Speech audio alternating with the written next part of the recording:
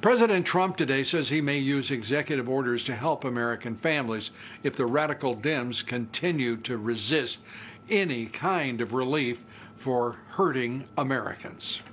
A lot of people are going to be evicted, but I'm going to stop it because I'll do it myself if I have to. I have a lot of powers with respect to executive orders, and we're looking at that very seriously right now. But what the Democrats want, they're slow rolling it, and all they're really interested in is bailout money to bail out radical left governors and radical left mayors. And that is exactly what they want to do. Joining us tonight is Marc Short. He's Chief of Staff for Vice President Mike Pence. And it's great to see you, Marc. You were present at the signing of the executive order today. We're used to a lot of outrages in the federal government, but to have an $8 million a year CEO of the Tennessee Valley Authority deciding to replace workers, American workers, with H-1B cheap labor.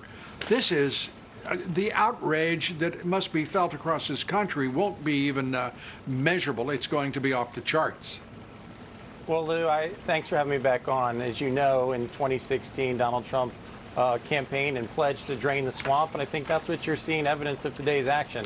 A lot of Americans don't even recognize the Tennessee Valley Authority program set up during the FDR years is still around, other than those who still get electricity in parts of the Southeast from it. But the fact that somebody on a federal government payroll is getting $8 million in compensation is outrageous to most Americans. And Donald Trump's brought attention to it, said we're going to stop it. But as you mentioned earlier in your show, also what we're going to do is to make sure that government agencies like that are not using H-1B visa programs to displace American workers.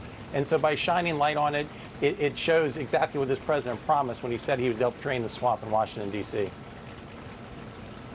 Absolutely. And it is also, to me, it's just dismal that the federal government has never kept track of who is in its workforce. We don't know how many contractors there are. That I've never seen the number. I have never seen the number of people being outsourced in this country from the labor market to cheap foreign labor markets.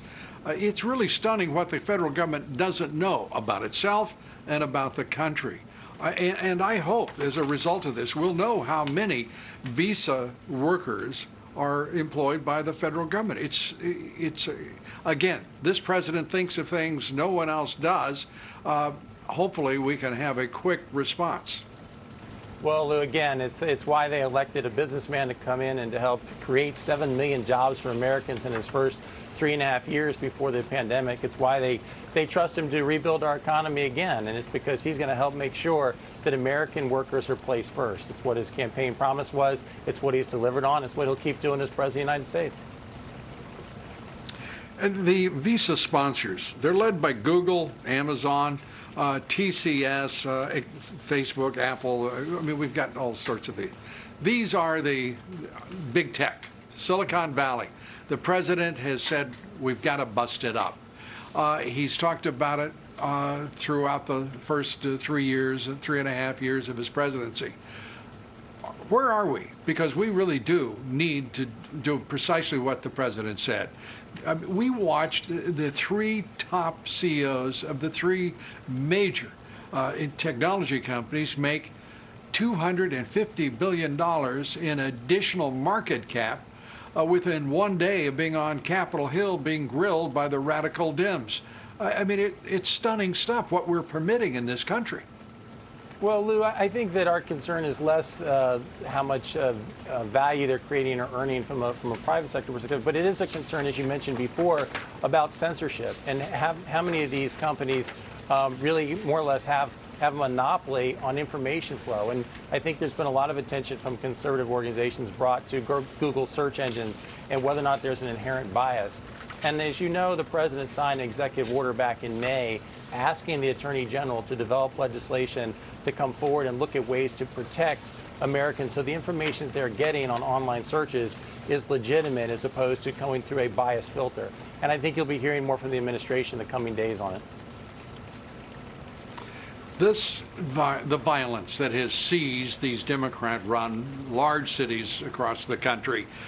The president has stepped forward, his Operation Legend, working in, I believe it's now 5 cities. But we're watching a Democratic Party that is not only the party of hate, speaking rhetorically, they have become a party of hate in terms of letting young people be shot to death on their streets. The explosion in violence since the Minneapolis death of George Floyd is outrageous. And we're hearing all of this money that's flowing to an organization called Black Lives Matter.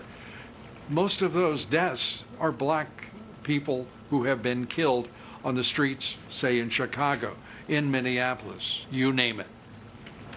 Lou, as you mentioned, the killing of George Floyd was a travesty, but what's happened in our inner cities is also a travesty. What we've seen, you mentioned earlier on your show, the homicide increases in Chicago and New York. Shockingly, there's been a double-digit increase in homicide in 36 of our 50 biggest cities over the last few months. And what you've seen, as you said, are these large inner cities that are run by roughly the Democrat Party and Democrat mayors that have turned a blind eye to the violence. And what we hear when the vice president travels the country is those that are most upset and most asking for federal support are actually African-American small business owners who are saying, please protect my business, please protect me from these rioters and looters. And the reality is that while we all want to protect the First Amendment and make sure that the right to peacefully assemble is protected, that doesn't constitute rioting, looting, violence, destruction of property, destruction and arson of churches. And that's where we're going to make sure that this president said, we're going to step in. If these mayors are unwilling to do it, this president's going to step in and make sure we protect the American people. What we saw in the first 3.5 years of this administration was the lowest unemployment rate ever for the African-American population in this country. This president put them first and foremost. We passed opportunity zones to make sure there was investment in those communities. And sadly, what you're seeing in the name of protest is a destruction of a lot of the private property and, frankly, businesses that are owned by African-Americans. And this administration is not going to tolerate it. Marc Short, always good to have you with us. Thanks so much. Marc Short, Chief of Staff for Mike Pence.